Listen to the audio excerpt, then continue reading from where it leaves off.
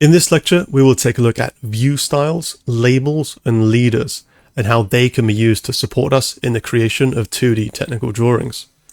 So to demonstrate this, I've drawn up quite a simple part here. I've just got a block with a tapered extrusion, and in the center there, we have a countersunk tapped hole. So let's move over to the drawing of this. I've input a front view, a top view, and also an ISO view, and this is in third angle projection.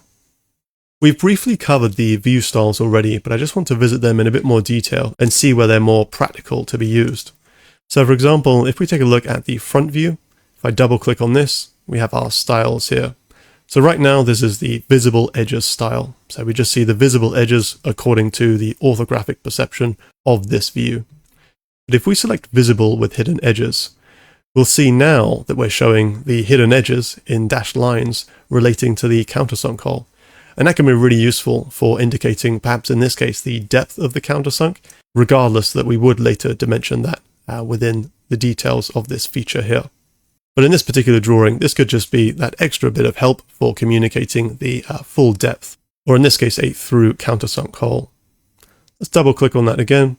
And the next style we have is shaded. So that's as we see up here in the ISO view, that's the shaded appearance. And this to demonstrate, actually I'll do it on this view here, to demonstrate the shaded with hidden edges. It's very rare to see this in fact, but doing this on the front view, we then see it shaded with the hidden edges there. And if we do that on the ISO view, it will then see the hidden edges, so forming the remainder of the block, and also the details as well of the countersunk hole. So I'm going to revert this back to shaded only. And I'm going to turn this one back to, I'm going to keep on visible with hidden edges. I think it adds some extra value to show that detail there. And so those are the view styles, and we can use these as we like to better communicate about features that are hidden and any details that we need to get across. Next, let's move on to leaders. So here we're going to be looking at the text tools. So we've got generic text, shortcut T, we've got notes, leader notes, hole and thread notes, and bend notes. So let's start with text. We can hit T on the keyboard, and perhaps we might want to label this view here. So draw in a box. I'm going to increase the font size there. Let's go for 4.5, and I'm going to type in front view. Centralize that, and then we can move that around just holding down the left mouse button and dragging. I'm going to repeat that for the other two views.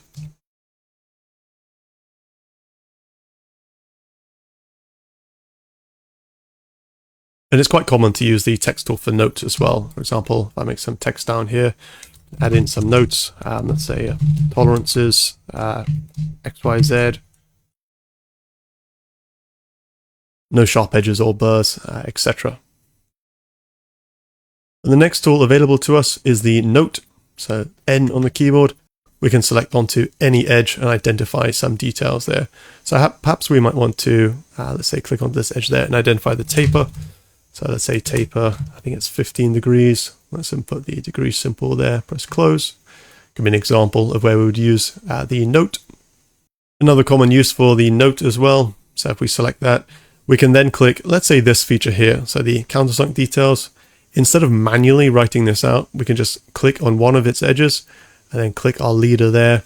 And Fusion will automatically pick up on the details of that feature and then add them in like so.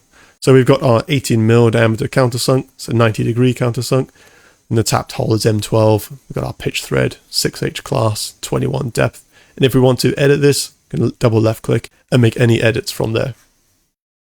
And next we have the leader note. So an example how the leader note differs from the general note is that it won't pick up on any features.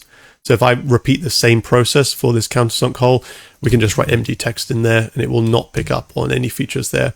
I very rarely use that. And we've also got the hole and thread note, and this is only really useful for where we have some really complicated geometry, a lot of entities and a lot of lines to select.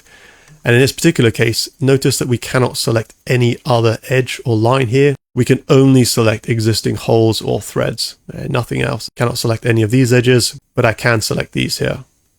So yeah, likewise, we repeat the same. But in most cases, I would just do that with the note tool. And the same is also applicable for the bend note as well. So if we click this, because we have no bends in this part, notice that we cannot select any of the existing lines here. So that's a quick overview of the notes and leaders. The most commonly used one is the note, unless we're working with something really complex, where we might want to use the hole and thread note or the bend note. And I'll see you in the next lecture.